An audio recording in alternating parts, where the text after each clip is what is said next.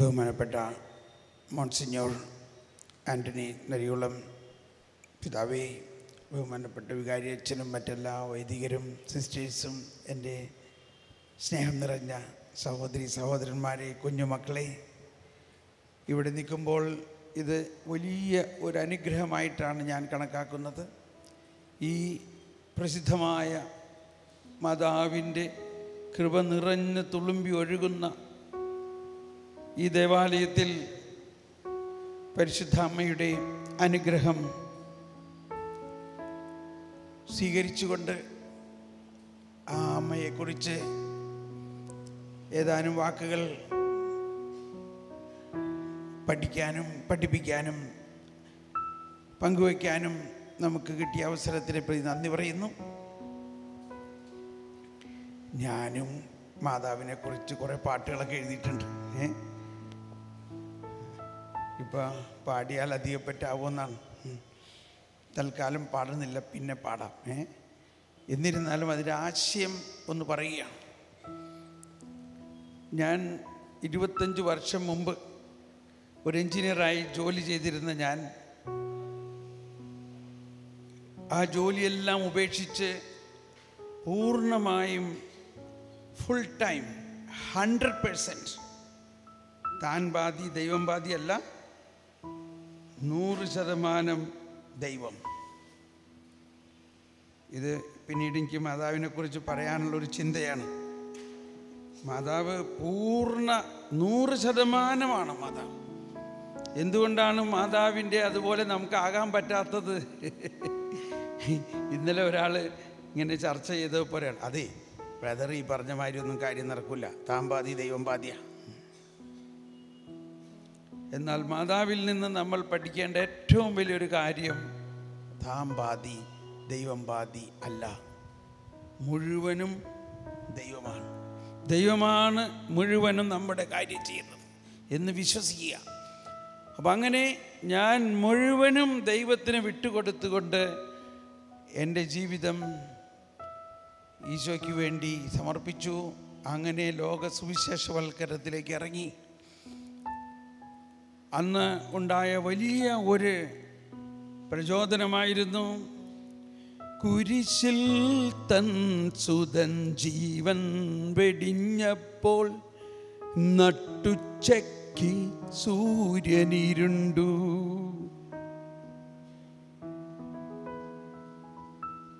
പാറ പിളർന്നു, ഭൂമി കുലുങ്ങി,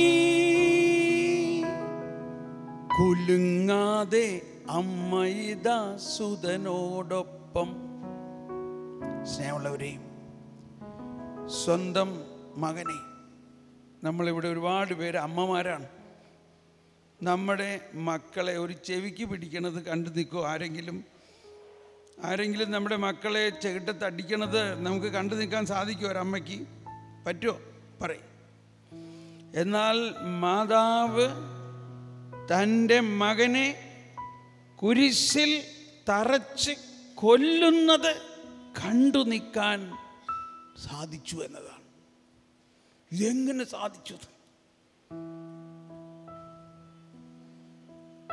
മോൺസിഞ്ഞോർ പിതാവ് പറഞ്ഞു, ജോൺ പോൾ II മാർപ്പാപ്പയാണ് മാർപ്പാപ്പമാരിൽ ഏറ്റവും കൂടുതൽ പരിശുദ്ധ അമ്മയെക്കുറിച്ച് മാതാവിനെക്കുറിച്ചുള്ള പ്രബോധനം നൽകിയത്. ആ ജോൺ പോൾ II മാർപ്പാപ്പയുടെ ഒരു ചാക്രിക ലേഖനത്തിൽ പറയുന്നത് ഇതാണ്: വീരോചിതമായ ഒരു വിശ്വാസമാണ് മാതാവ് ആ കുരിശിൻ്റെ ചുവട്ടിൽ നമുക്ക് വേണ്ടി കാണിച്ചത്. വീരോചിതമായ വിശ്വാസം. ഇതാണ് ക്രിസ്തീയ വിശ്വാസത്തിൻ്റെ ഒരു മാറ്റ്, ഒരു model, A model of faith. സ്വന്തം മകനെ തൻ്റെ കൺമുമ്പിൽ കുരിശിൽ തറച്ച് കൊല്ലുന്നത് കണ്ടു നിൽക്കാൻ ശക്തമായ ഒരു വിശ്വാസമാണ് ക്രിസ്തീയ വിശ്വാസം. നമുക്കിരിക്കാം. നമ്മൾ ഈ ഫാത്തിമ സെൻറ്റിനറിയുടെ കാലഘട്ടത്തിൽ ലോകമെമ്പാടും ഈ ദിവസങ്ങളിൽ ഫാത്തിമ നാൾ കൊണ്ടാടുമ്പോൾ ലോകമെമ്പാടും വളരെ ശക്തമായ പ്രാർത്ഥനകളും മാതാവിനെക്കുറിച്ചുള്ള വിചിന്തനങ്ങളിലും മുഴുകിയിരിക്കുന്ന സമയത്ത് തീർച്ചയായിട്ടും നമ്മളും അതിനോട് പങ്കുചേരുന്നു. പരിശുദ്ധ പിതാവ്, എല്ലാ കർദിനാളന്മാരും, മെത്രാന്മാരും, അച്ഛന്മാരും എല്ലാവരും മാതാവിനെക്കുറിച്ചുള്ള ചിന്തകളാണ്, ഫാത്തിമയെക്കുറിച്ചുള്ള ചിന്തകളാണ്, ഫാത്തിമയിലെ സന്ദേശങ്ങളെക്കുറിച്ചുള്ള ചിന്തകളാണ്. എന്നാൽ എനിക്ക് കിട്ടിയിരിക്കുന്ന വിഷയം മാതാവും വചനവും എന്ന വിഷയമാണ്. മാതാവും ദൈവവചനം. ഞാൻ കഴിയുന്നതും അതിൽ നീതി പുലർത്താൻ ശ്രമിക്കുന്നു. എന്നിരുന്നാലും മാതാവും വചനവും എന്ന് പറയുമ്പോൾ വേറെ കുറേ കാര്യങ്ങൾ പറയാതിരിക്കാണ്ട് അതിലേക്ക് പ്രവേശിക്കാൻ പറ്റില്ല. ഇന്നത്തെ നമ്മുടെ സുവിശേഷം അവസാനിച്ചത് ഇതാണ്: വചനത്തിൽ വിശ്വസിക്കുക എന്നുള്ളതാണ്.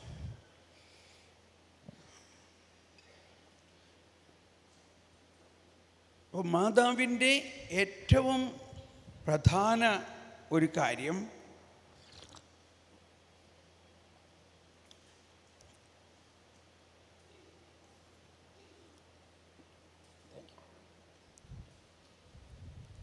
ഞാൻ വീണ്ടും ജോൺ പോൾ രണ്ടാമൻ മാർപ്പാപ്പയുടെ ചാക്രിക ലേഖനത്തിലേക്ക് പോവുകയാണ്. റിഡംഡോറിസ് മാത്തർ, രക്ഷകൻ്റെ അമ്മ എന്ന ചാക്രിക ലേഖനത്തിൽ ആരംഭത്തിൽ തന്നെ പറയുന്ന ഒരു കാര്യം,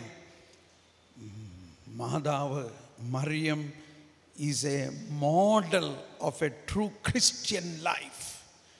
മാതാവാണ് ഒരു യഥാർത്ഥ ക്രിസ്ത്യാനിയുടെ ഒരു മോഡൽ.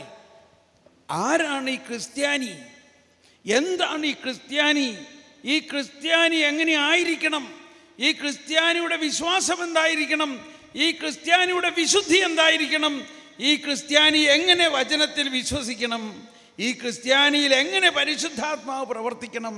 ഇതിൻ്റെ ഒരു സാമ്പിളാണ് മാതാവ് എന്നാണ് പറയുന്നത്. നമ്മൾ മാതാവിനോട് പ്രാർത്ഥിക്കുന്നു, പല കാര്യങ്ങളും നമുക്ക് കിട്ടുന്നു, അത് വേറെ വിഷയം. അങ്ങനെ നിന്നാൽ പോരാ. നമ്മൾ ഈ കാലഘട്ടത്തിൽ ലോകത്തിൻ്റെ ഏറ്റവും ഭയാനകമായ അവസ്ഥകളെയും ജീവിതത്തിൻ്റെ പരിവരുത്ത സാഹചര്യങ്ങളിലും എല്ലാം ആയിരിക്കുമ്പോഴും നമ്മൾ കുറേയും കൂടി വിശ്വാസത്തിൻ്റെ ആഴങ്ങളിലേക്ക് പോകണം. അതിന് ഏറ്റവും നല്ല ഒരു മാതൃകയാണ് മാതാവ്. ഇതാണ് വർഷങ്ങളായിട്ട് എനിക്ക് കിട്ടിയ വലിയ ഒരു ഉൾക്കാഴ്ച. അങ്ങനെ മാതാവിനെക്കുറിച്ച് 5 ദിവസത്തെ ധ്യാനമെല്ലാം ഞാൻ നടത്തിയിട്ടുണ്ട്. അപ്പം അതിൽ നിന്നെല്ലാം ഉരുത്തിരിഞ്ഞ് കിട്ടുന്ന ഒന്ന്, നമ്മൾ ഈ ദേവാലയം,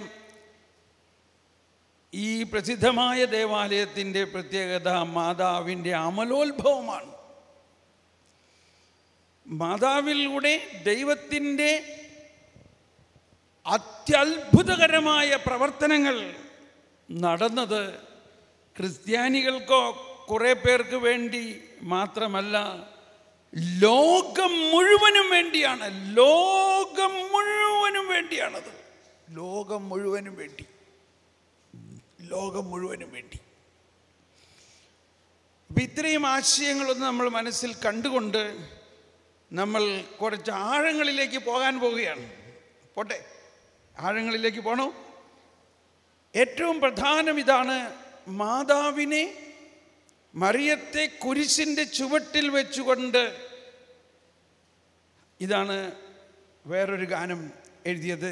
ആ ഗാനമായിരുന്നു ആദ്യം ഞാൻ എഴുതിയ പാട്ട്.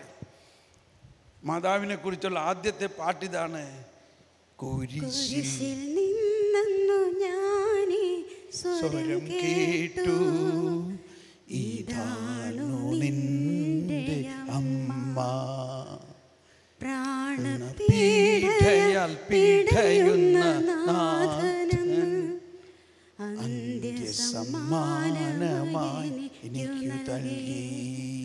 അമ്മേ അമ്മേ അമ്മേ അമ്മേ,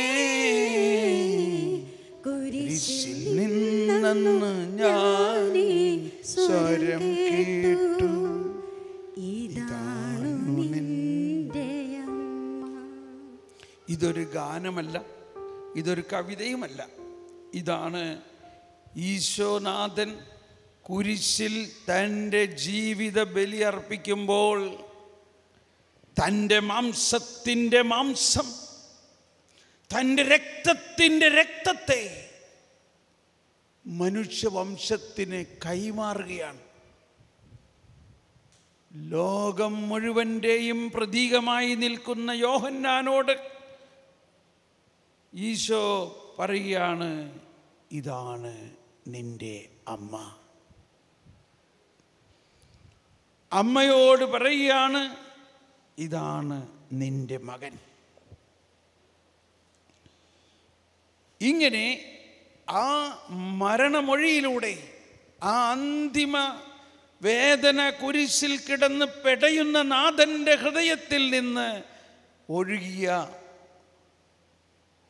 അത്ഭുത വചസ്സുകളാണ് മറിയം മാതാവിനെ ലോകം മുഴുവൻ്റെയും എല്ലാ മനുഷ്യരുടെയും അമ്മ, വിശ്വാസത്തിൻ്റെ അമ്മ, നമ്മളെല്ലാവരുടെയും അമ്മ ആയി ആ കുരിശിൻ്റെ ചുവട്ടിൽ നമ്മളിലേക്ക് നൽകുകയാണ് ചെയ്തത്.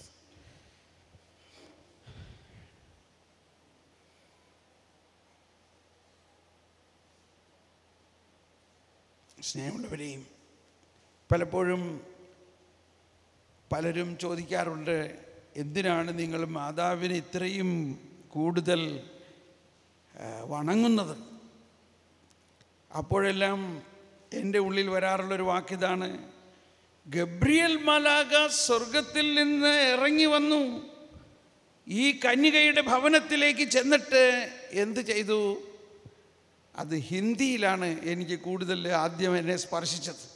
ഹിന്ദിയിൽ ഇങ്ങനെയാണ് പറയുന്നത്, പ്രണാം മരിയ കൃപാപൂർണ്ണ, പ്രണാം മരിയ.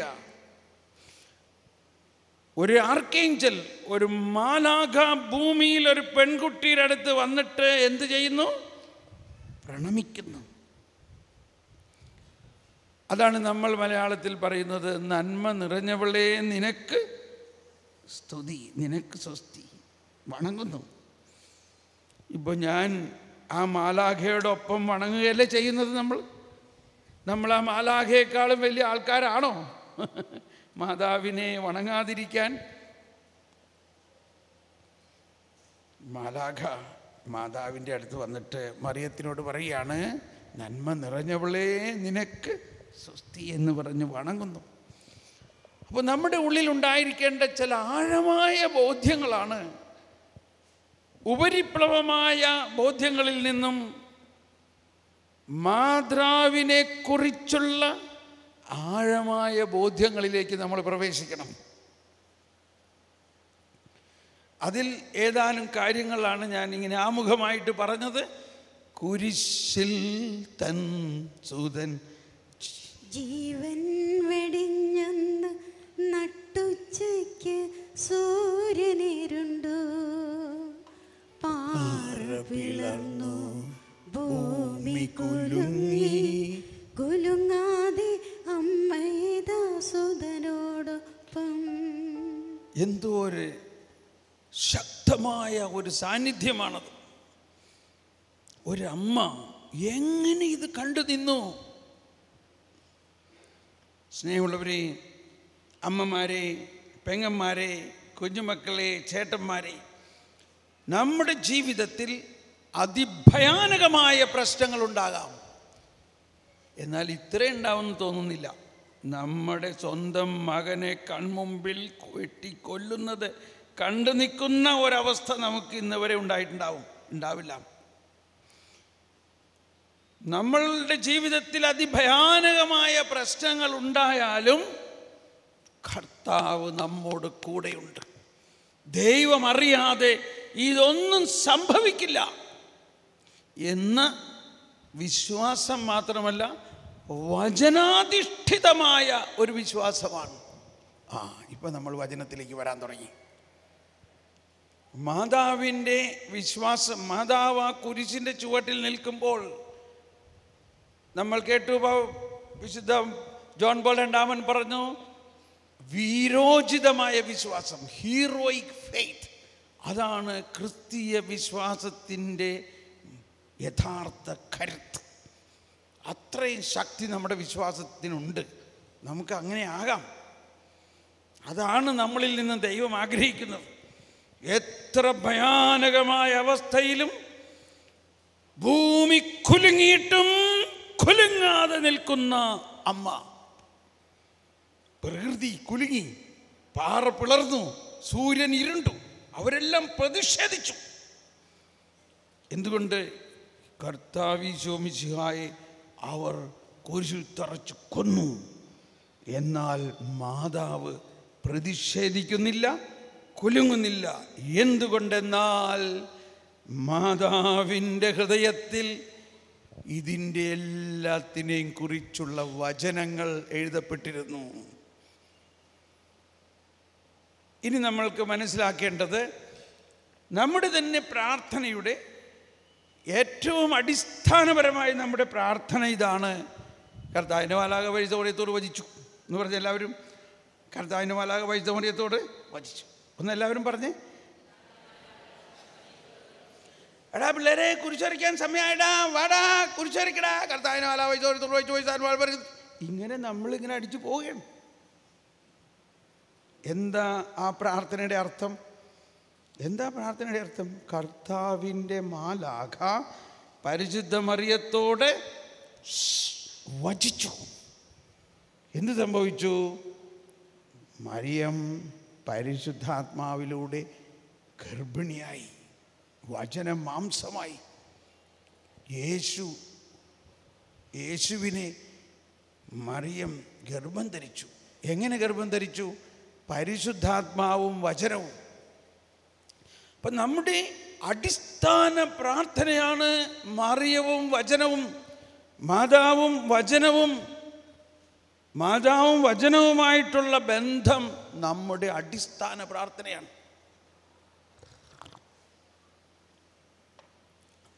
എന്താണ്? ഒന്നുകൂടി എല്ലാവരും പറഞ്ഞേ. കർത്താവിൻ്റെ മാലാഖ പരിശുദ്ധ മറിയത്തോട് ഉച്ചത്തിൽ പറഞ്ഞേ വചിച്ചു. പരിശുദ്ധ മറിയത്തോട് വചിച്ചു. പരിശുദ്ധ മറിയത്തോട് വചിച്ചപ്പോൾ പരിശുദ്ധ മറിയം എന്തു ചെയ്തു? ഇതാ കർത്താവിൻ്റെ ദാസി, അങ്ങയുടെ വചനം എന്നിൽ സംഭവിക്കട്ടെ. താമ്പാതി ദൈവം പാതി അല്ല. ദൈവം തൻ്റെ വചനവും ദൈവത്തെ തന്നെയും 100% നമുക്ക് തന്നു കഴിഞ്ഞിരിക്കുന്നു. ഞാൻ ഈ കുർബാനയിലെ ചില പ്രാർത്ഥനകൾ എന്നെ വളരെയധികം സ്പർശിച്ചിട്ടുള്ളതാണ്. ഇപ്പം നമ്മൾ കേട്ടല്ലോ, കുർബാന സ്വീകരണ സമയത്ത് മോൺസിഞ്ഞോർ തിരുമേനി വിശുദ്ധ കുർബാന ഈശോയെ എഴുന്നള്ളിച്ച് വെച്ചിട്ട് എന്താ പറഞ്ഞത്?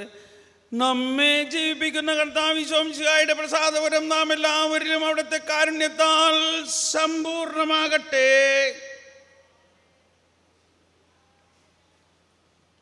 നമ്മെ ജീവിപ്പിക്കുന്ന കർത്താവ് ഈശോ മിശിഹായുടെ കൃപാവരം അവിടുത്തെ കാരുണ്യത്താൽ നാം എല്ലാവരിലും സമ്പൂർണം. 100% നമുക്ക് ലഭിച്ചോ ഇല്ലയോ?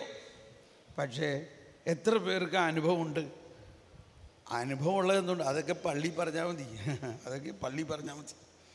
താമ്പാതി ദൈവം പാതി. നമ്മുടെ ഉള്ളിൽ കുറേ പാഴ്വചനങ്ങളും ചില അന്ധവിശ്വാസങ്ങളും കിടക്കുന്നത് കൊണ്ട് മറിയം അനുഭവിച്ച പോലെ ആ വചനത്തിൻ്റെ മാധുര്യമോ വചനത്തിൻ്റെ ശക്തിയോ 100% നമുക്ക് കിട്ടുന്നില്ല. അതിന് നിസ്സാരം മതി. നമ്മൾ 100% ദൈവത്തിൽ വിശ്വസിക്കണം. നമ്മൾ 100% നമ്മളെ ദൈവത്തിന് വിട്ടുകൊടുക്കണം. ഇതാ കർത്താവിൻ്റെ ദാസി, അങ്ങയുടെ വചനം പോലെ എന്നിൽ സംഭവിക്കട്ടെ. ഇന്ന് ഇപ്പോഴും എന്നോട് ക്ഷമിക്കണം, ഞാനിതൊക്കെ പറയണത്. ഞാനുള്ള കാര്യം പറയാണ്, എൻ്റെ ജീവിതത്തിൻ്റെ അനുഭവം പറയാണ്. ഞാൻ ഈ കർത്താവെ സർവ്വതും യേശുനാഥനായി സമർപ്പണം ചെയ്തിടുന്നു, ഇതെന്തോരൊക്കെ നമ്മൾ പാടിയിട്ടുള്ളതാണില്ലേ. പക്ഷേ സർവ്വതും ശരിക്കും സമർപ്പിച്ചിട്ടുണ്ടോ? നമ്മൾ ശരിക്കും നമ്മളുടെ സർവ്വതും സമർപ്പിക്കുന്നുണ്ടോ? ശരിക്കും നമ്മൾ 100% നമ്മുടെ ജീവൻ മാതാവ് സമർപ്പിച്ച പോലെ സമർപ്പിക്കാൻ പറ്റുന്നുണ്ടോ?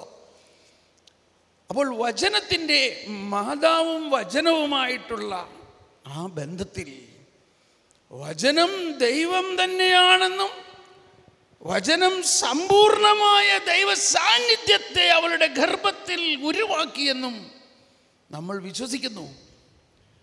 അത് മറിയം വിശ്വസിച്ചു. നമ്മൾക്കും ഇതെല്ലാം കിട്ടിയിട്ടുള്ളതാണ്. ജ്ഞാനസ്നാനത്തിലൂടെയും സ്ഥൈര്യലേപനത്തിലൂടെയും വിശുദ്ധ കുർബാനയിലൂടെയും വചനം തന്നെയായ കർത്താവിനെ, വചനമാകുന്ന ദൈവത്തെ ഞങ്ങൾ ആരാധിക്കുന്നു, വാഴ്ത്തുന്നു. ആ വചനത്തെയും ആ വചനം മാംസമായ യേശുക്രിസ്തുവിനെയും പൂർണ്ണമായി നമുക്ക് ലഭിച്ചിട്ടുണ്ട്. എന്നിട്ടും നമുക്ക് വലിയ അനുഭവമൊന്നുമില്ല. കാരണം നമ്മൾ പൂർണ്ണമായി നമ്മളെ കൊടുക്കുന്നില്ല. ദൈവം തന്നെ പൂർണ്ണമായി നമുക്ക് തരുന്നു. നമ്മൾ ഒരു വിരളുമ സ്വീകരിക്കുന്നു, നമ്മൾ മുഴുവനും സ്വീകരിക്കുന്നില്ല. മാതാവ് എന്ത് ചെയ്തു? മാതാവ് പൂർണ്ണമായിട്ടും തന്നെ കൊടുത്തു.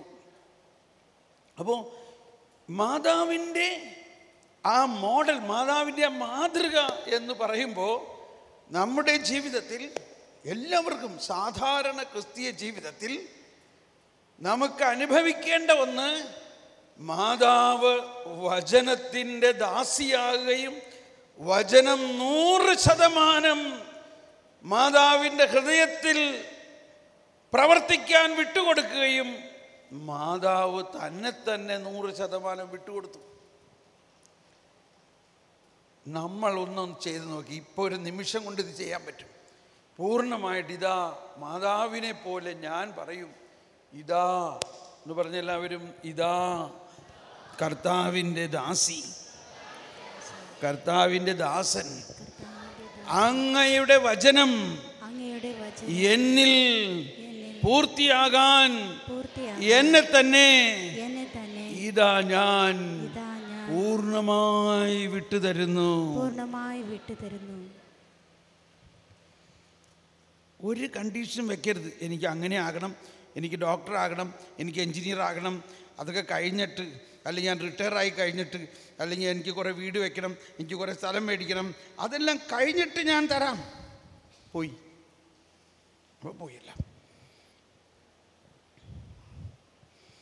വളരെ എളുപ്പകാര്യം ഞാൻ പറയണത്. നമ്മൾക്ക് മാതാവിനെ അനുകരിക്കണമെങ്കിൽ ആദ്യമുണ്ടാകേണ്ട ഒരു പ്രധാന കാര്യം, നമ്മൾ പൂർണ്ണമായിട്ട് നമ്മളെ അങ്ങ് വിട്ടുകൊടുക്കുക. കാരണം ദൈവം പൂർണ്ണമായിട്ട് ദൈവത്തിന് നമുക്ക് തന്നിരിക്കുന്നു. പക്ഷെ അത് നമുക്ക് അനുഭവിക്കാൻ പറ്റാത്തതിൻ്റെ കാരണം നമ്മൾ പൂർണ്ണമായിട്ട് മാതാവിനെ പോലെ വിട്ടുകൊടുക്കുന്നില്ല.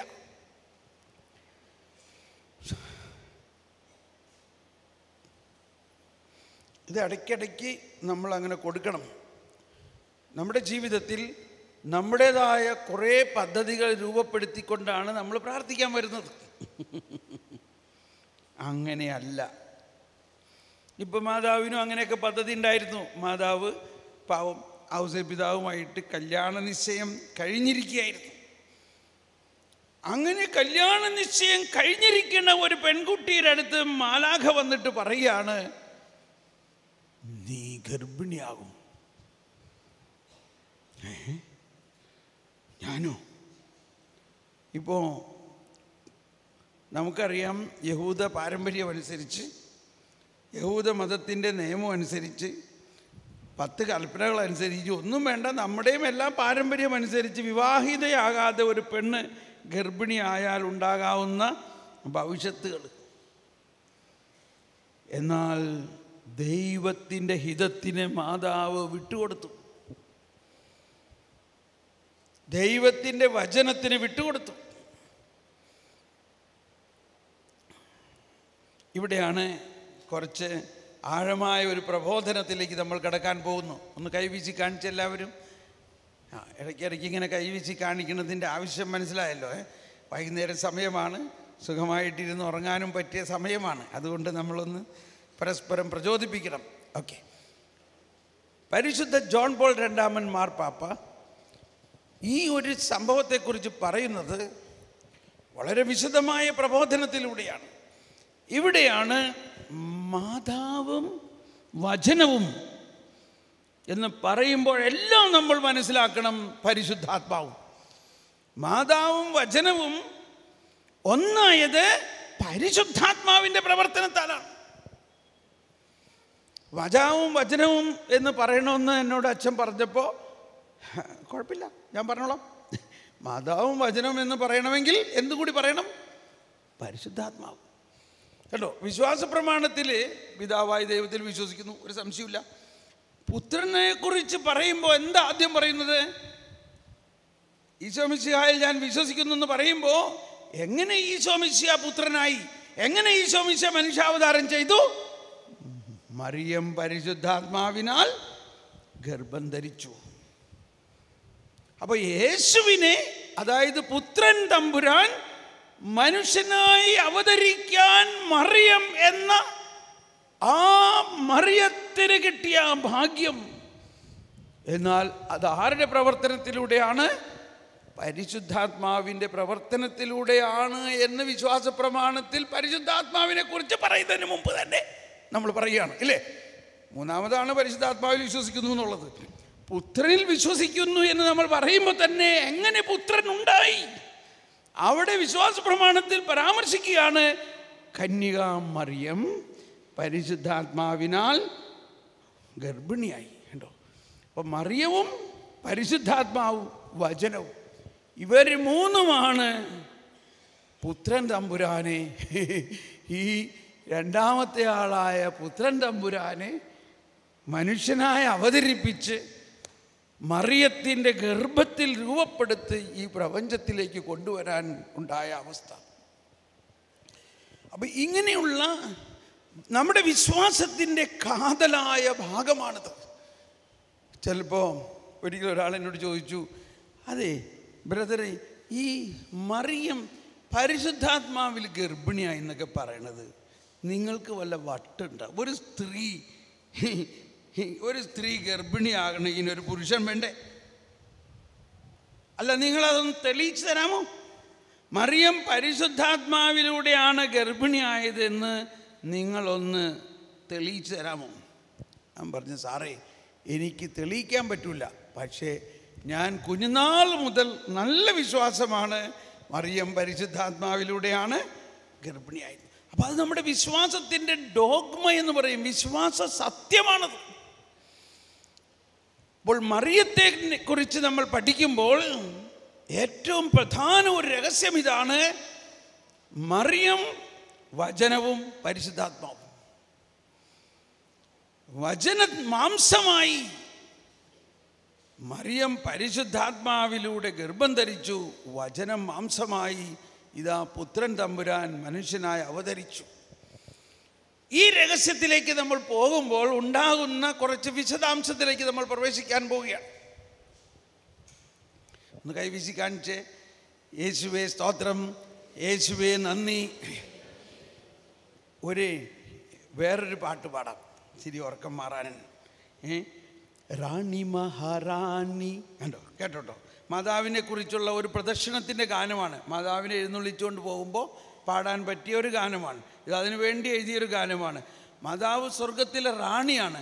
അപ്പോൾ ഹിന്ദിയിൽ ഈ കന്യകാമേരിയെ കുവാരി മറിയം എന്നാണ് പറയണത്. കന്യകാമേരിയെ ഹിന്ദിയിൽ എന്താ പറയണത്? Kuwari, Kuwari, Kuwari. കുമാരി അല്ല, കുവാരി മറിയം. മനസ്സിലായോ? ആ വാക്കാണ് ഇവിടെ ഉപയോഗിച്ചിരിക്കുന്നത്. ശ്രദ്ധിക്കണം, ഒന്ന് പാടാം. റാണി മഹാറാണി കുമാരി മറിയം സ്വർഗറാണി സ്നേഹറാണി. കൈയടിച്ചു പാടാം. റാണി മഹാറാണി കുമാരി മറിയം സ്വർഗറാണി സ്നേഹറാണി. നന്മ നിറഞ്ഞവളെ നിനക്ക് സ്തുതി, കർത്താവ് നിന്നോട് കൂടെയാണ്. വീണ്ടും ദൂതനാം ഗബ്രിയേലും താണുവണങ്ങി, സ്ത്രീകളിലും നീ അനുഗ്രഹീത, നിന്നുദര ഫലവും അനുഗ്രഹീതം. ഈശോ അമ്മയും താണുവണങ്ങി. റാണി മഹാറാണി കുമാരി മറിയം സ്വർഗറാണി സ്നേഹറാണി.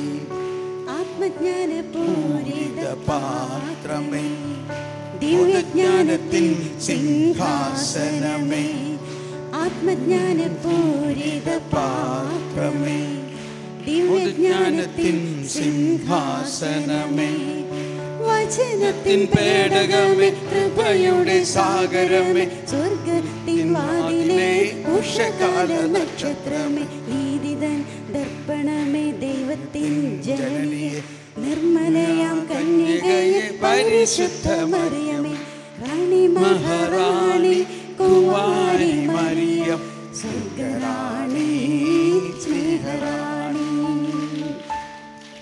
Thank you. ഈ പാട്ടുകളൊന്നും നിങ്ങൾ കേട്ടിട്ടുണ്ടാവില്ല. ഇത് നമ്മുടെ ശുശ്രൂഷകൾക്ക് വേണ്ടിയുള്ള ഗാനങ്ങളാണ്.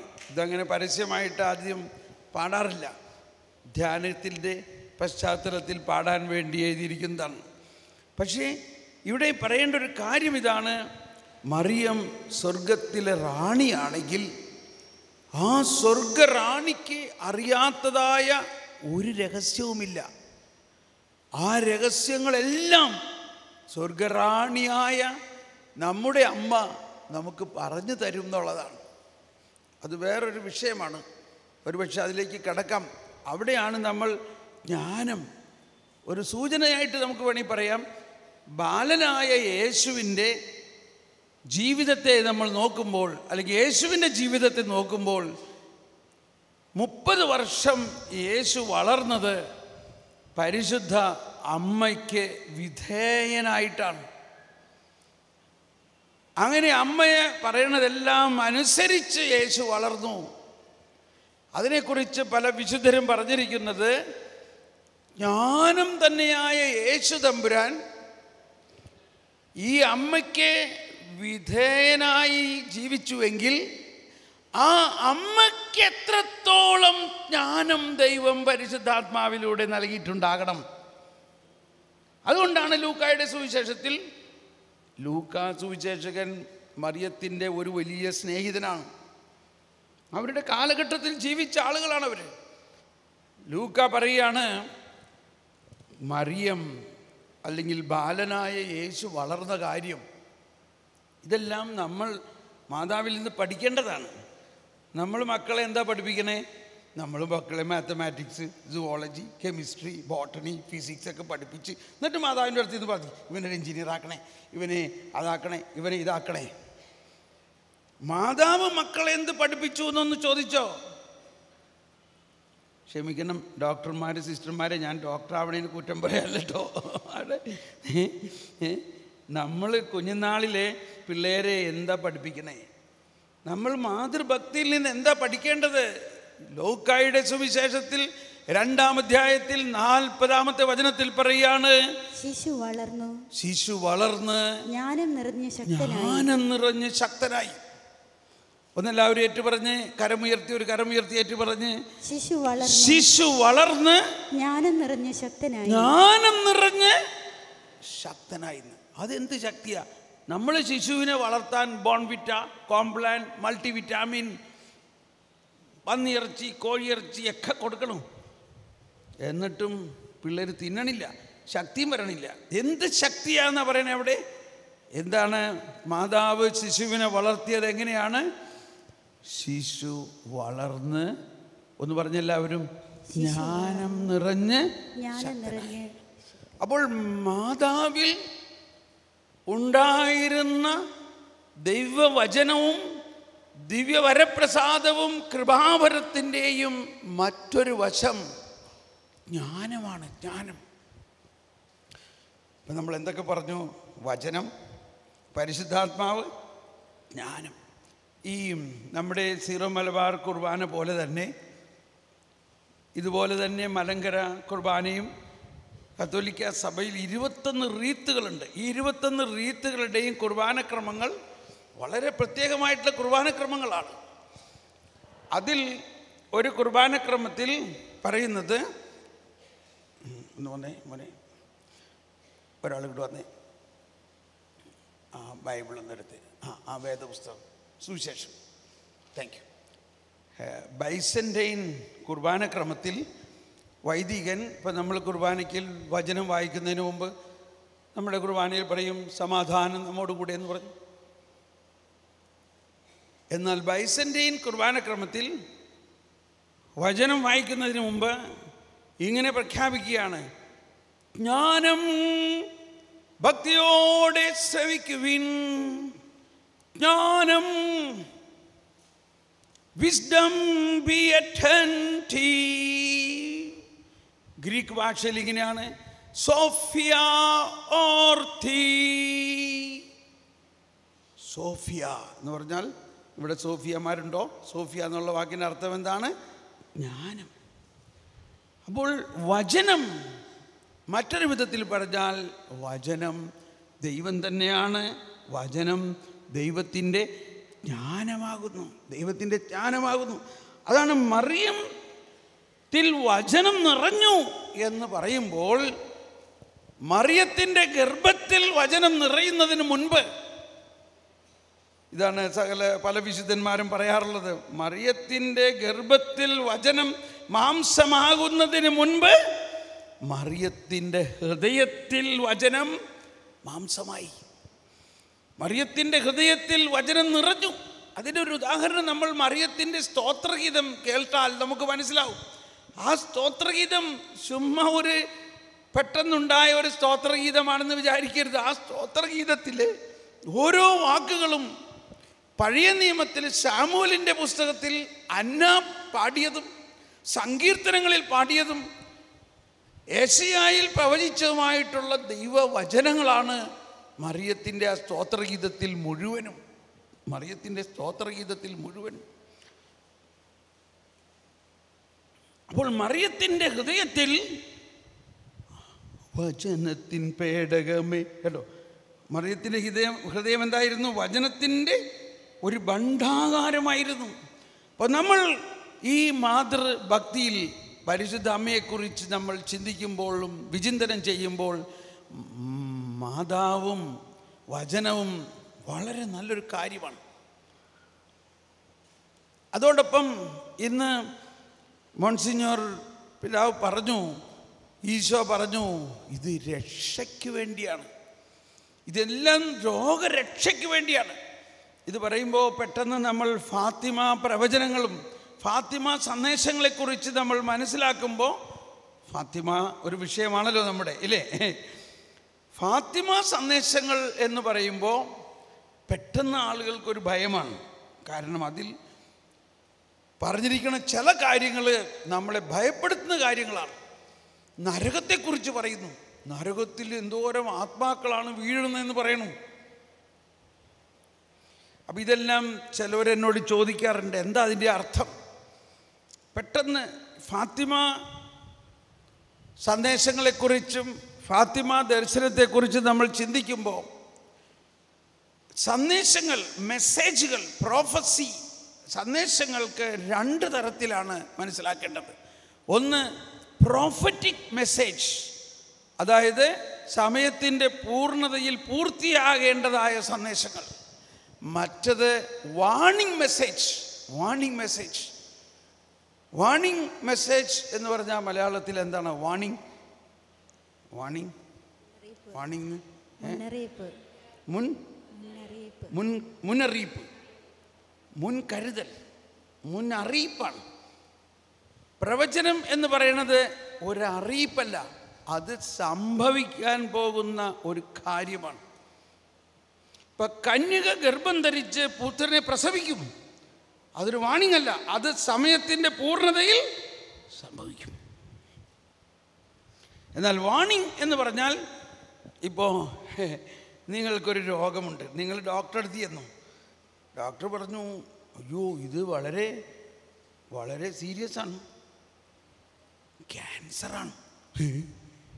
ക്യാൻസറോ? പക്ഷെ പേടിക്കണ്ട, മരുന്ന് കഴിച്ചാൽ. ഡോക്ടർമാരെ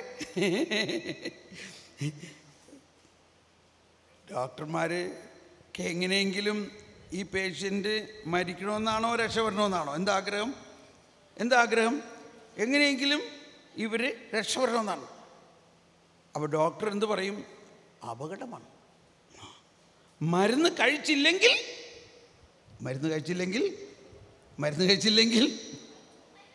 മരിക്കും. അയ്യോ പേടിക്കണ്ട, ഇത് മരുന്ന് കഴിക്കുമ്പോൾ എല്ലാം ശരിയാവും. മേടിച്ചു കൊണ്ടുപോയി ഒരാഴ്ച വന്നിട്ട് വിവരം പറയണം കേട്ടോ. ഒരാഴ്ച കഴിഞ്ഞ് വന്നപ്പോൾ അസുഖം കൂടുതലായി.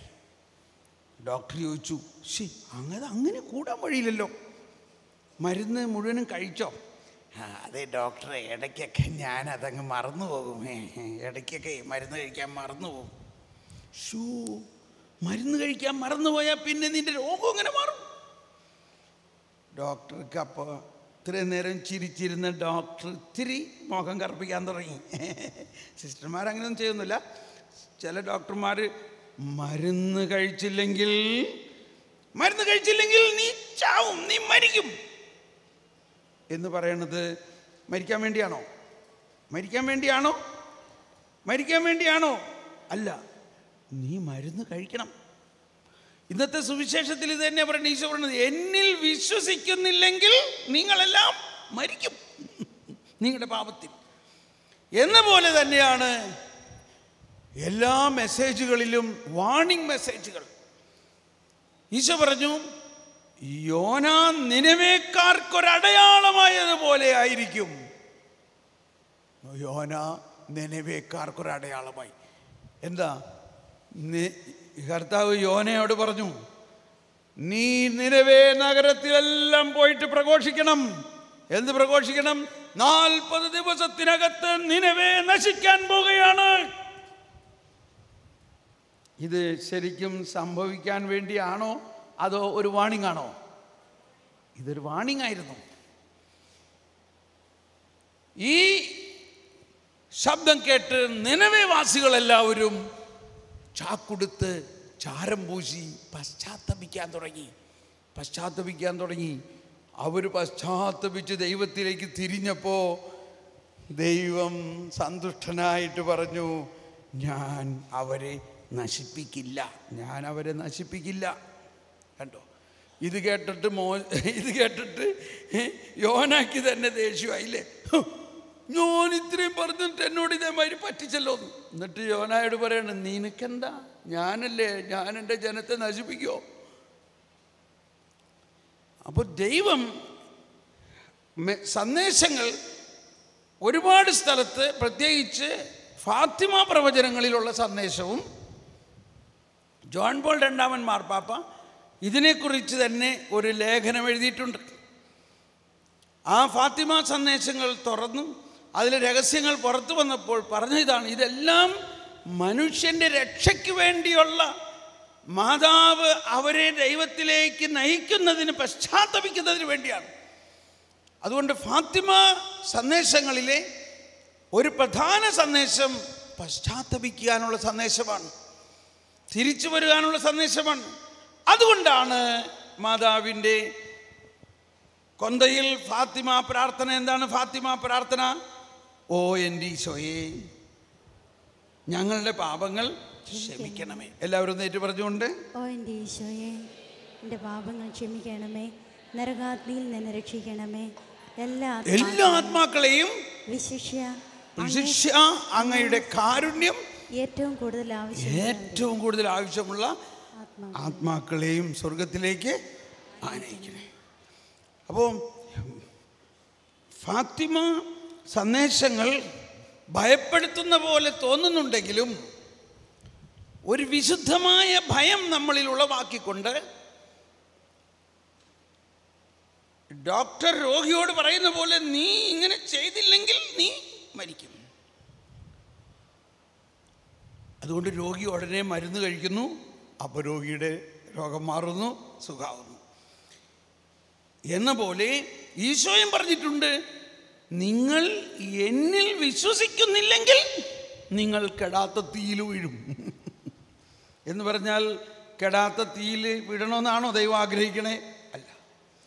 അപ്പോൾ ഫാത്തിമയിലെ സന്ദേശങ്ങളിൽ മനസ്സിലാക്കേണ്ടത് വളരെ വലിയ ഒരു ആഹ്വാനമാണ്. എല്ലാവരും രക്ഷിക്കപ്പെടണം, എല്ലാവരും രക്ഷിക്കപ്പെടണം. ഒന്നുകൂടി പ്രാർത്ഥിച്ചേ. ഓ എൻ്റെ ഈശോയെ, ഞങ്ങളുടെ പാപങ്ങൾ ക്ഷമിക്കണമേ, നരകാഗ്നിയിൽ നിന്ന് ഞങ്ങളെ രക്ഷിക്കണേ. ആരെ ആരെ ആരെ രക്ഷിക്കണം?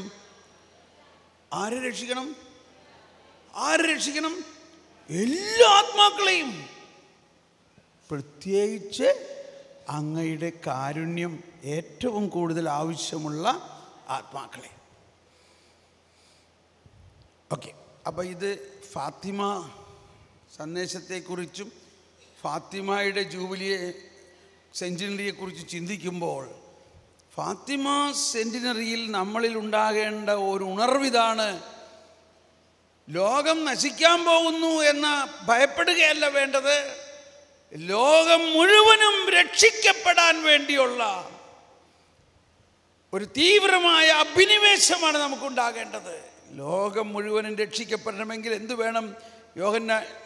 മത്തായിയുടെ സുവിശേഷത്തിൽ ഈശോ പറഞ്ഞു, വചനം പ്രഘോഷിക്കണം. മത്തായിയുടെ സുവിശേഷം 24-ാം അധ്യായത്തിൽ 14-ാമത്തെ വചനത്തിൽ പറയുന്നത് ഇതാണ്: രാജ്യത്തിൻ്റെ ഈ സുവിശേഷം ലോകം മുഴുവൻ പ്രഘോഷിക്കപ്പെടും, അതിനുശേഷം അന്ത്യമാഗതമാകും. ഫാത്തിമ സന്ദേശങ്ങളിൽ അന്ത്യത്തെക്കുറിച്ച് പറയുന്നുണ്ട്. ഇപ്പോഴൊരുപാട് പേര് അന്ത്യമുണ്ടാകാൻ പോകുന്നു, അന്ത്യമുണ്ടാകാൻ പോകുന്നു, അന്ത്യമുണ്ടാകാൻ പോകുന്നു, അന്ത്യത്തിൻ്റെ സൂചനകൾ ഉണ്ടാകുന്നു എന്നൊക്കെ പറയുന്നുണ്ട്. പക്ഷെ ഈശോ അന്ത്യത്തെക്കുറിച്ച് പറഞ്ഞിരിക്കുന്നതെന്ന് വായിച്ചേ. 24:14 മത്തായി 24:14. രാജ്യത്തിൻ്റെ ഈ സുവിശേഷം, എല്ലാവരും കരമുയർത്തി ശബ്ദമുയർത്തി, എല്ലാ ജനതകളുടെയും സാക്ഷ്യത്തിനായി രാജ്യത്തിൻ്റെ ഈ സുവിശേഷം ലോകമെങ്ങും പ്രസംഗിക്കപ്പെടും, അതിനുശേഷം അന്ത്യം ആഗതമാകും. ഒന്നുകൂടി ശബ്ദമുയർത്തി ആ മൈക്കിൻ്റെ വോളിയം ഒന്ന് കൂട്ടിക്കൊടുത്തേ പ്ലീസ്. എല്ലാ ജനതകളുടെയും സാക്ഷ്യത്തിനായി രാജ്യത്തിന്റെ ഈ സുവിശേഷം ലോകമെങ്ങും ലോകം മുഴുവൻ പ്രസംഗിക്കപ്പെടും, അതിനുശേഷം അന്ത്യം ആഗതമാകും. അപ്പോൾ എപ്പോഴാണ് അന്ത്യമാഗതമാകുക? അന്ത്യമാകണമെങ്കിൽ എന്തുണ്ടാകണം? ഈ ദൈവരാജ്യത്തിൻ്റെ രക്ഷയുടെ സുവിശേഷം, ഈ രക്ഷയുടെ സുവിശേഷം ലോകം മുഴുവൻ പ്രഘോഷിക്കപ്പെടണം. എന്തിനു വേണ്ടി? എല്ലാ ജാതി മതസ്ഥരും യേശുവിനെ അറിയണം. അതിനുശേഷമേ അന്ത്യം ആഗതമാകുകയുള്ളൂ. അതാണ് ഈ ഫാത്തിമ സന്ദേശങ്ങളുടെ എല്ലാം ലക്ഷ്യം. അതുകൊണ്ടാണ് ഒന്നുകൂടി പ്രാർത്ഥിച്ചേ. ഓ എൻ്റെ ഈശോയെ, ശബ്ദം ഉയരട്ടെ ഒന്ന് ഉച്ചത്തിൽ. ഓ എൻ്റെ ഈശോയെ, ഓ എൻ്റെ ഈശോയെ, ഞങ്ങളുടെ പാപങ്ങൾ ക്ഷമിക്കണമേ, ഞങ്ങളുടെ പാപങ്ങൾ ക്ഷമിക്കണമേ, നരകാഗ്നിയിൽ നിന്ന് ഞങ്ങളെ രക്ഷിക്കണമേ, എല്ലാ ആത്മാക്കളെയും പ്രത്യേകിച്ച് ലോകം മുഴുവനുമുള്ള എല്ലാ ആത്മാക്കളെയും, പ്രത്യേകിച്ച് ഭയാനകമായ പാപത്തിൽ ജീവിക്കുന്ന നിരീശ്വരവാദികളും യേശുവിനെ അറിയാത്തവരും പള്ളിയിൽ വരാത്തവരും ദൈവത്തെ തിരസ്കരിക്കുന്നവരും അവരെവിടെ പോകണം? അവർ നരകത്തിൽ പോകണോ സ്വർഗത്തിൽ പോകണോ? എവിടെ പോകണം? അവരെവിടെ പോകണം? പറയും. അവർ സ്വർഗത്തിൽ പോകണോ? അവർ പോകുമോ? പോകും. എങ്ങനെ പോകും? അവർ നമ്മുടെ പ്രാർത്ഥനയിലൂടെ നമ്മൾ പ്രാർത്ഥിക്കുകയാണ്. ഓ എൻ്റെ ഈശോയെ, നരകാഗ്നിയിൽ നിന്ന് അവരെ രക്ഷിക്കണേ, എല്ലാ ആത്മാക്കളെയും, പ്രത്യേകിച്ച് അങ്ങയുടെ കാരുണ്യം ഏറ്റവും കൂടുതൽ ആവശ്യമുള്ള ആത്മാക്കളെ സ്വർഗത്തിലേക്ക് ആനയിക്കണേ. അപ്പോൾ ഫാത്തിമ സെഞ്ചുറി ആഘോഷിക്കുമ്പോൾ മാതാവിൻ്റെ പ്രാർത്ഥനയും മാതാവ് നമ്മളെ പ്രാർത്ഥിപ്പിക്കുന്നതും മുഴുവനും എല്ലാവരും സ്വർഗത്തിലെത്തണം. എല്ലാവരും. അങ്ങനത്തെ ഒരു വിശ്വാസമാണ് മാതാവിൻ്റെ വിശ്വാസം. അങ്ങനത്തെ ഒരു വിശ്വാസമാണ് ദൈവവചനത്തിൽ അധിഷ്ഠിതമായ വിശ്വാസം. അങ്ങനത്തെ ഒരു വിശ്വാസമാണ് ദൈവത്തിൻ്റെ ജ്ഞാനം. അങ്ങനത്തെ ഒരു വിശ്വാസമാണ് പരിശുദ്ധാത്മാവ് നൽകുന്ന വിശ്വാസം.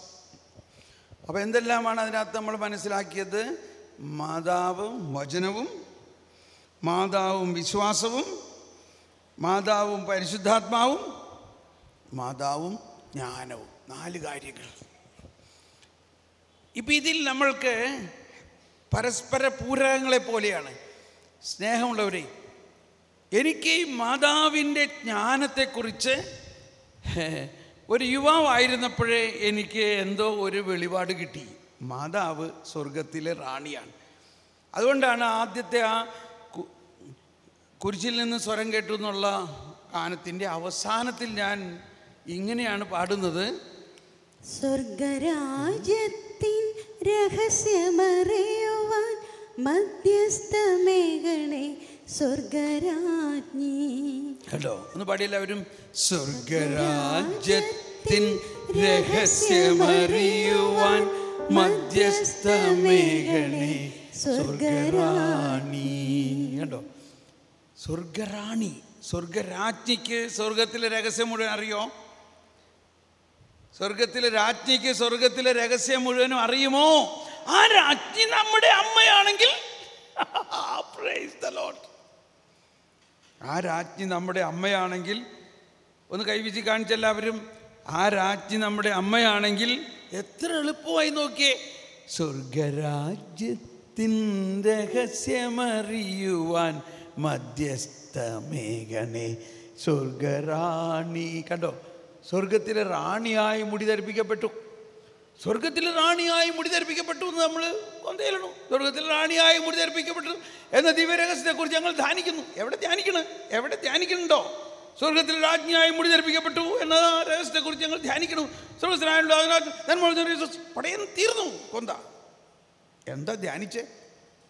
സ്വർഗത്തിലെ റാണിയായി മുടി ധരിപ്പിക്കപ്പെട്ടിട്ട് എന്ത് ചെയ്തു? അവിടെ ഇരുന്നിട്ട് ചെയ്യണത് എന്താ? ഈ ഭൂമിയിലുള്ള നമ്മളാകുന്ന ദൈവമക്കൾക്കെല്ലാം എന്ത് തരും? ജ്ഞാനം തരും. ജ്ഞാനം, സ്വർഗത്തെക്കുറിച്ചുള്ള അറിവ് തരും. ദൈവിക രഹസ്യങ്ങൾ വെളിപ്പെടുത്തി തരും. അതുകൊണ്ടാണ് ഈ ഫാത്തിമ ഒരു വശം ലൂർദിൽ നോക്കി ഒരു പൊട്ടിപ്പെണ്ണ്, ബെർണാഡെത്ത് പറയണ ഒരു സാധാരണ പെൺകുട്ടി, ഒരക്ഷരാഭ്യാസവും ഇല്ലാത്ത പെൺകുട്ടി. അവൾ വിറക് പറക്കാൻ പോയതാ.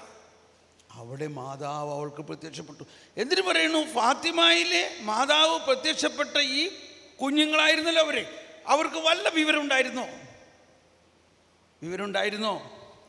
അവർ ഒരു വിവരം ഉണ്ടായിരുന്നില്ല. നമ്മുടെ പിള്ളേരെ പോലെയുള്ള പിള്ളേരായിരുന്നു. ഇതാണ് ദൈവരാജ്യത്തിൻ്റെ അവസ്ഥ. നമ്മൾ പഠിച്ച് വലിയ വലിയ ആൾക്കാരായി, എൻജിനീയറായി, ഡോക്ടറായി, അതോടുകൂടി വിവരമെല്ലാം പോയി. ക്ഷമിക്കണേ, സ്വർഗരാജ്യത്തെക്കുറിച്ചുള്ള വിവരം ആർക്കും വേണ്ട. അവർ വീട്ടിൽ വരുമ്പോൾ പറയും, മമ്മിക്ക് അറിഞ്ഞൂടാ, പപ്പയ്ക്ക് അറിഞ്ഞൂടാ. ഇതേ പിള്ളേർ പറയാനുള്ളൂ, ഇല്ലേ പിള്ളേർ? അവർ പറയും, മമ്മിക്ക് അറിഞ്ഞൂടാ, പപ്പയ്ക്ക് അറിഞ്ഞൂടാ. എനിക്കറിയാം, എന്നോട് അവിടെ ഇവിടെ. അപ്പം മാതാവിൽ നിന്ന് പഠിക്കേണ്ട ഒരു കാര്യം മാതാവിൻ്റെ എളിമ. മാതാവ് എളിമയുള്ളവരെ ഉയർത്തും. മാതാവ് അറിവ് ആഗ്രഹിക്കുന്നവർക്ക് അറിവ് പകർന്നു കൊടുക്കും. മാതാവ് ആർക്കെല്ലാം ദർശനം കൊടുത്തോ അവരെല്ലാവരും വെറും സാധാരണ ആൾക്കാരായിരുന്നു. സാധാരണ ആൾക്കാർ. നമ്മളങ്ങനെ സാധാരണയാകാൻ തയ്യാറാകുക. എന്തുകൊണ്ടാണ് ഈ മരിയൻ തീർത്ഥാടന കേന്ദ്രങ്ങളിൽ വരുന്നവരെല്ലാവരും ഒരുപാട് പേര് സാധാരണ ആൾക്കാരാണ്. അവർക്ക് ദൈവത്തിൻ്റെ വലിയ ജ്ഞാനവും സ്വർഗരാജ്യത്തിൻ്റെ രഹസ്യങ്ങളും അറിയുന്നു. ദൈവമേ, ഞാൻ എവിടേക്കാണ് പോണേ? ഇപ്പോൾ നമ്മൾ എവിടെ തുടങ്ങിയത്? മാതാവും വചനവുമായിട്ടാണ് തുടങ്ങിയത് ഇല്ലേ? മാതാവ് വചനമാ ഒരുമിക്കണമെങ്കിൽ പരിശുദ്ധാത്മാവ് വേണം. പരിശുദ്ധാത്മാവ് വന്നു കഴിയണമെങ്കിൽ വിശ്വാസം വേണം. അപ്പോൾ ജ്ഞാനം കിട്ടും. ആ ജ്ഞാനം കിട്ടുമ്പോൾ എന്ത് സംഭവിക്കും? ദൈവരാജ്യത്തിലെ രഹസ്യങ്ങൾ നമുക്ക് വെളിപ്പെടുത്തി തരും. ദൈവരാജ്യത്തിലെ രഹസ്യങ്ങൾ. തൽക്കാലം ഇങ്ങനെ ഒരു ദർശനത്തിൽ നിൽക്കട്ടെ. ഇപ്പം എന്തെല്ലാമാണ് മാതാവിൽ നിന്ന് നമുക്ക് കിട്ടാൻ പോണത്? വീടോ പണമോ സമ്പത്തോ ഒന്നും അല്ല തൽക്കാലം നമ്മൾ ചോദിക്കേണ്ടത്. അതെല്ലാം താനേ കിട്ടുമെന്നാണ് പറയണേ. നമ്മുടെ പ്രശ്നം ഇതാണ്. നമ്മൾ നൊവേന ചെല്ലുന്നു, നമ്മൾ മാതാവിൻ്റെ അടുത്ത് വരുന്നു. എന്തിനാണ്? മോളുടെ കല്യാണം നടക്കണം, ഒരു വീട് വെക്കണം, കാശ് ഉണ്ടാവണം, മോന് വിസ കിട്ടണം, ഒരു ജോലി കിട്ടണം. ഇങ്ങനെയുള്ള കാര്യങ്ങളെക്കുറിച്ച് ഇനി മുതൽ ചോദിക്കണ്ട. അതിന് പകരം ചോദിക്കുക, ദൈവരാജ്യത്തിൻ രഹസ്യമെനിക്ക് തരണേന്ന്, ജ്ഞാനം തരണേന്ന് ചോദിക്കുക, വചനത്തിൻ്റെ ഉള്ളു മനസ്സിലാക്കി തരണേന്ന് ചോദിക്കുക, വിശ്വാസം തരണേന്ന് ചോദിക്കൂ, പരിശുദ്ധാത്മാവിൻ്റെ ശക്തി തരണേന്ന് ചോദിക്കൂ. അതാണ് ഈശോ പറഞ്ഞത്, നിങ്ങളുടെ പിതാവിനറിയാം നിങ്ങൾക്ക് ഈ വീട്ടുകാര്യങ്ങളെല്ലാം ആവശ്യമാണെന്ന്. നിങ്ങളത് ചോദിക്കേ വേണ്ടെന്നാണ് പറയണത്. അതിൻ്റെ എളുപ്പം മനസ്സിലാക്കുകയാണെങ്കിൽ എളുപ്പം മനസ്സിലാക്കേണ്ടത് എന്താ? ദൈവം നമ്മുടെ പിതാവാണോ? പിതാവാണെന്ന് വിശ്വസിക്കുന്നവരൊന്ന് കരമുയർത്തിയേ. ഓക്കെ, ഒന്ന് കൈവീശി കാണിച്ചേ. കൈവീശി തന്നെ കാണിക്കണേ. ദൈവം പിതാവാണെങ്കിൽ നമ്മൾ മക്കളാണ്. ഓക്കെ, ദൈവം പിതാവാണെങ്കിൽ നമ്മൾ മക്കളാണ്. നമ്മുടെ ആവശ്യങ്ങൾ പിതാവിന് അറിയോ ഇല്ലയോ? അറിയോ? പിന്നെ നോക്കൂ, 25 വർഷമായിട്ട് എനിക്ക് ശമ്പളമില്ല. അപ്പം ഞാനെങ്ങനെ ജീവിക്കണം? അതാണ് കാരണം. ഞാൻ വിശ്വസിക്കണോ എൻ്റെ പിതാവിനറിയാം എനിക്ക് എന്തെല്ലാം ആവശ്യമാണ്. എന്നിട്ട് 25 വർഷമായിട്ട് എനിക്ക് വല്ല കുഴപ്പമുണ്ടോ? ഒരു കുഴപ്പമില്ല. പക്ഷെ കളപ്പുരകളിൽ ശേഖരിക്കണ്ട എന്നാണ് പറഞ്ഞേക്കണത്. കളപ്പുരകളിൽ ശേഖരിക്കണ്ട. വലിയ ഫിക്സഡ് ഡെപ്പോസിറ്റും ബാങ്ക് ബാലൻസ് ഒന്നും വേണ്ട. നിനക്ക് ആവശ്യമുള്ളത് അപ്പം ഞാൻ തന്നോളാം. അപ്പോൾ കർത്താവിൽ പൂർണ്ണമായിട്ട് ആശ്രയിക്കണമെങ്കിൽ നമ്മൾ ഒരുപാട് ഭൗതികമായ ആഗ്രഹങ്ങൾ ഉണ്ടാവരുത്, മറിച്ച് ആത്മീയമായ ആഗ്രഹങ്ങൾ ഉണ്ടാകുക. മാതാവേ, നീ എന്താഗ്രഹിച്ചു? ഈ മാതാവും ഔസേ പിതാവിനും വലിയ സമ്പത്തോ വല്ലതൊക്കെ ഉണ്ടായോ? ചിലവർ എൻ്റെ അടുത്ത് വന്നിട്ട് പറയും, എൻ്റെ ബ്രദറെ എനിക്ക് വീടില്ല. ഞാൻ പറഞ്ഞു, പ്രൈസ് ദ ലോർഡ്. അതിൻ്റെ അർത്ഥം നിങ്ങൾ മാതാവിൻ്റെയും ഈശോൻ്റെയും കുടുംബക്കാരാ. അതെന്താ അങ്ങനെ പറയണത്? ഈശോന് വീടുണ്ടായിരുന്നോ? ഈശോ പറയും, ഒരാൾ ഈശോയോട് പറഞ്ഞു, ഞാൻ അങ്ങയുടെ കൂടെ വരാൻ. കൂടെയൊക്കെ പോരെ, പക്ഷേ മനുഷ്യപുത്രന് തല ചായ്ക്കാൻ മണ്ണിലിടമില്ല. കണ്ടോ? ആരെങ്കിലും പോകുമോ അയാളുടെ കൂടെ? ഉടനെ അങ്ങേര് പറഞ്ഞ് എന്നാൽ പിന്നെ കാണാമെന്ന് പറഞ്ഞ് പോയി.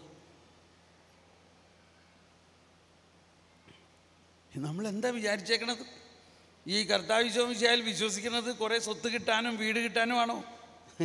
അപ്പോൾ ഞാൻ ഈ ചേട്ടത്തിയോട് പറഞ്ഞേ, നിനക്കൊരു വീടായിക്കഴിഞ്ഞാൽ പിന്നെ നീ പാർട്ടി മാറും, പിന്നെ നീ ഹെറോദേസിൻ്റെ ആളായി മാറും. ഹെറോദേസിൻ്റെ ആളായി പോകും. ഹെറോദേസിന് എന്താ ഉള്ളത്? വലിയ ബംഗ്ലാവ്, പാലസൊക്കെ. ഞാൻ കഴിഞ്ഞ ആഴ്ച ബാംഗ്ലൂരായിരുന്നു. അപ്പോൾ ഒരു സ്ഥലത്ത് ചെന്നപ്പോൾ ഒരാളെന്നോട് പറഞ്ഞത്, ഈ വീട് നന്നായിട്ടുണ്ടോ? വലിയ വലിയ ബംഗ്ലാവാണ്.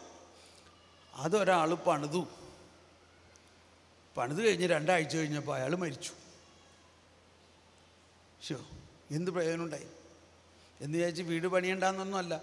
നമ്മുടെ ചിന്ത ഈ നൊവേനയ്ക്കും മാതാവിൻ്റെ അടുത്തും പ്രാർത്ഥിക്കുന്നതെല്ലാം ഭൗതികമായ കാര്യത്തെ ലക്ഷ്യം വെച്ചുകൊണ്ടാണെങ്കിൽ നമ്മൾ വിഡ്ഢികളാണെന്നാണ് പൗലോസ്ലീഹ പറയുന്നത്. 1 കൊറിന്ത്യോസ് 15-ാം അധ്യായത്തിൽ 19-ാമത്തെ വചനം പറയുകയാണ്. 1 കൊറിന്ത്യോസ് 15-ാം അധ്യായം 19-ാമത്തെ വചനത്തിൽ പറയുകയാണ്, ഈ ജീവിതത്തിന് വേണ്ടി മാത്രം ക്രിസ്തുവിൽ പ്രത്യാശ വച്ചിട്ടുള്ളവരാണെങ്കിൽ നമ്മൾ എല്ലാ മനുഷ്യരെയും കാൾ നിർഭാഗ്യവാന്മാരാണ്. ഒന്ന് കരമുയർത്തി ഏറ്റു പറയാമോ എല്ലാവരും? ഈ ജീവിതത്തിന് വേണ്ടി ഈ ജീവിതത്തിന് വേണ്ടി